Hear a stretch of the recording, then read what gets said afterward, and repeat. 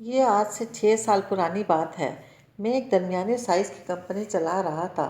ہم لوگ امریکی کمپنیوں کو آئی ٹی سلوشن دیتے تھے۔ ہمارے سلوشن $10-15 مالیت کے ہوتے تھے، لیکن ہماری گاہکوں کی تعداد زیادہ تھی، چنانچہ $10-15 ایک دوسرے کے ساتھ ضرب کھا کر بڑی رقم بن جاتے تھے۔ ہمارے کام کے ساتھ 300-350 لوگ وابستہ تھے۔ یہ لوگ اپنے گھروں میں بیٹھ کر کام کرتے تھے۔ ہم ان کا کام پول کرتے تھے اور اس کی نوک پلک سنوار کر اسے انٹرنیشنل اسٹینڈرڈ کے مطابق بنا کر کمپنیوں کو بھجوا دیتے تھے۔ ہماری زندگی ہموار اور رواں چل رہی تھی، مگر پھر اچانک صدر اوباما نے پالیسیاں تبدیل کرنا شروع کر دیں۔ یورپ اور امریکہ میں پاکستان کا امیج بھی مزید خراب ہو گیا، لہٰذا کمپنیوں کو جو ہی پتہ چلتا تھا ہم پاکستانی کمپنی ہیں، وہ ہم سے رابطہ منقطع کر دیتی تھی۔ یہ سلسلہ بڑھتے بڑھتے وہاں پہنچ گیا جہاں ہمارا بزنس تیزی سے نیچے آنے لگا۔ ہمارے بینک اکاؤنٹ خالی ہو گئے، لوگ فارغ بیٹھ گئے اور ہم پریشانی سے ایک دوسرے کا منہ دیکھنے لگے۔ میرا صرف ایک سورس آف انکم رہ گیا اور وہ تھا صحافت۔ میں ان دنوں شدید ڈپریشن سے گزر رہا تھا۔ میں ڈپریشن میں ہمیشہ عجیب و غریب حرکتیں شروع کر دیتا ہوں۔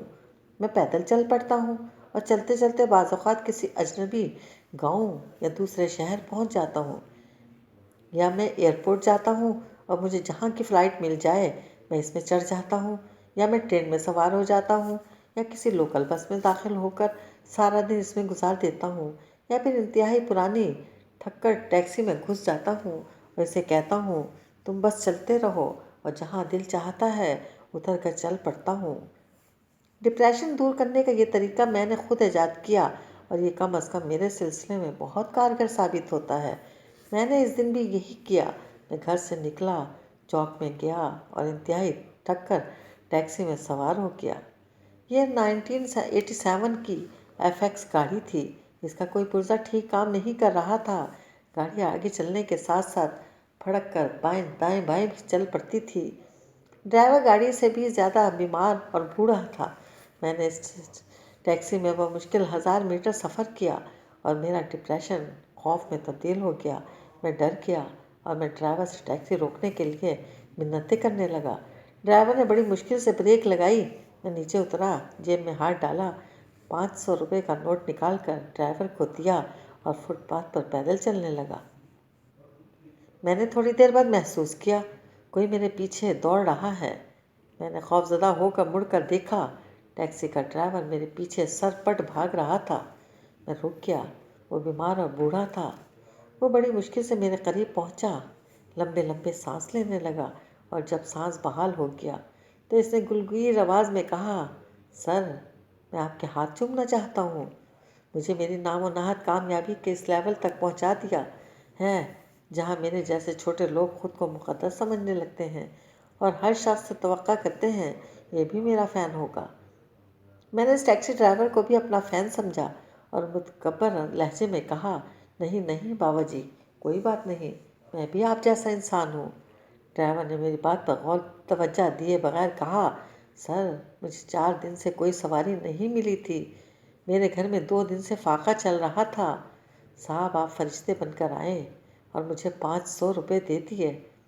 میں اب آٹا اور دال لے کر سیدھا گھر جاؤں گا اور اپنی بیوہ بیٹی اور نواسے نواسوں کو کھانا کھلاؤں گا، لیکن میں گھر جانے سے پہلے اپنے محسن کے ہاتھ ضرور چوموں گا۔